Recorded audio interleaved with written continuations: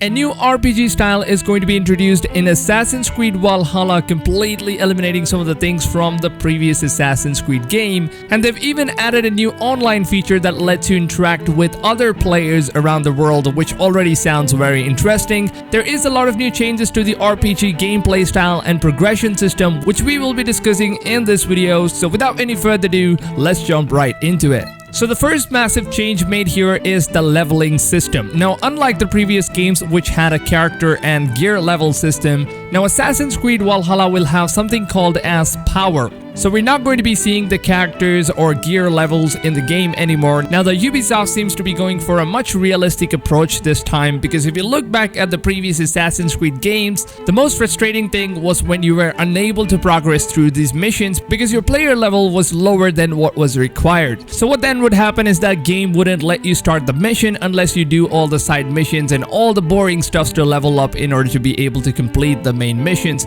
And there were even certain parts of the map that you could not explore because there were enemies in those parts which were much higher level than you, so it basically limits the player's freedom to explore the open world. But with the new power system, you will be able to have more freedom in playing the game according to your own playstyle. So in the power system, looks like you will be having all of these different skills that you can unlock from the skill trees according to whatever playstyle you would like to play as. Now let's say that you want to play aggressive Viking style, then you can unlock the skills accordingly. So aggressive playstyles will include skills such as dual wielding weapons and axe throwing abilities that we have already seen in the cinematic trailers, or you can even choose to unlock your stealth ability and fit your powers according to your own playstyles. So it seems like the new power system will allow your Eivor to have different types of skills and playstyle options, which will not be having any interference with your freedom of gameplay or missions locked behind any leveling systems. Now the next big change is on the realism aspect of the game. Now we all know that Assassin's Creed Odyssey was a little bit too far-fetched when it comes to lots of magical powers and unrealistic skills and abilities,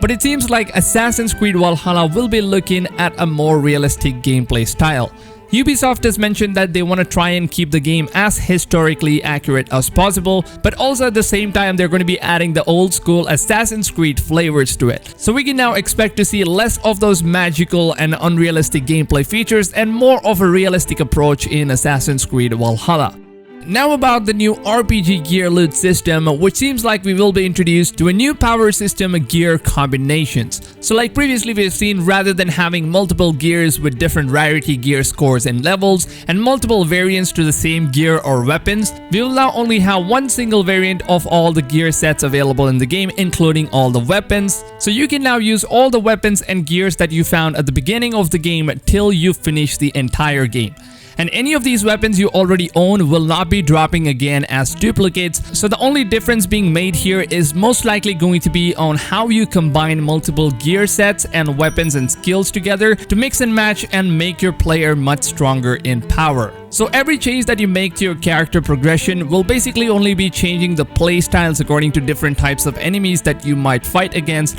And speaking of enemies, they've also confirmed that we will be having 25 different types of enemies in the game with each of their own special abilities. Now 25 different enemy types is way more than what we have seen so far in any other Assassin's Creed games in the past, and that already seems like one of the most exciting news as well.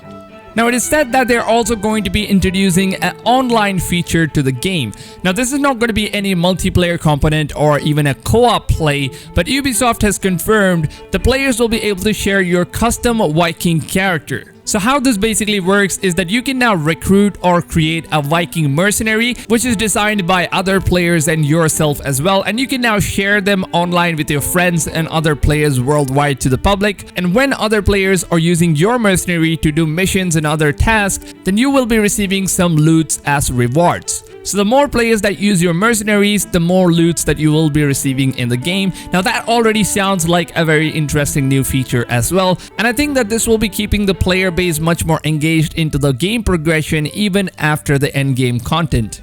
Now the next most important change being made is introducing the wild animal mounts. Now, I have already talked about this on my previous Assassin's Creed video, but let me just go ahead and explain this once again to you guys. Now, it is said that the animal companions is going to be a very huge thing in Assassin's Creed Valhalla. Now, I don't think that this is going to be the same old taming feature like we have seen in Odyssey or Origins, but this time around it looks like we will be able to use these permanent wild animals, such as the direwolf, wild bear, and many more as mounts that you will be able to ride on. And these beasts will not only work as mounts, but they can most likely also be used as a companion that you can call for help during your combats. Now, if you take a look at the Ultimate Edition of the game, you will see an exclusive bonus for these Berserker pack, which includes something called as the Haughty Direwolf mount. Now, I don't know yet if you will be able to get the Haughty Wolf in the game, even if you don't own the limited edition bundle, but I'm guessing that maybe a different color of the same wolf will be available other than Haughty Wolf, which is in white, can be found in the game. Now, it sure would be very disappointing if Ubisoft decided to keep this wolf as a limited edition exclusive, and I'm just hoping for the best, and I'll let you guys know on any further details if I find anything more about this information.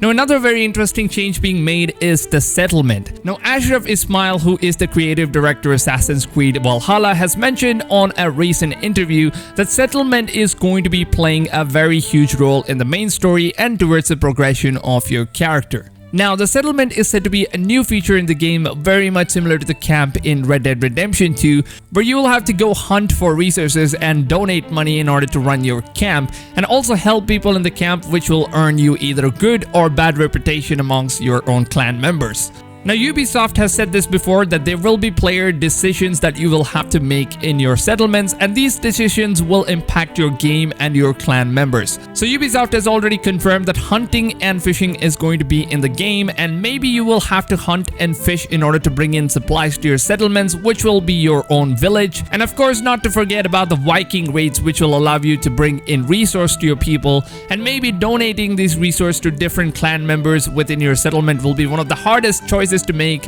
which could also be impacting on how the other Viking members of your clan will be reacting to you depending on the decisions that you make.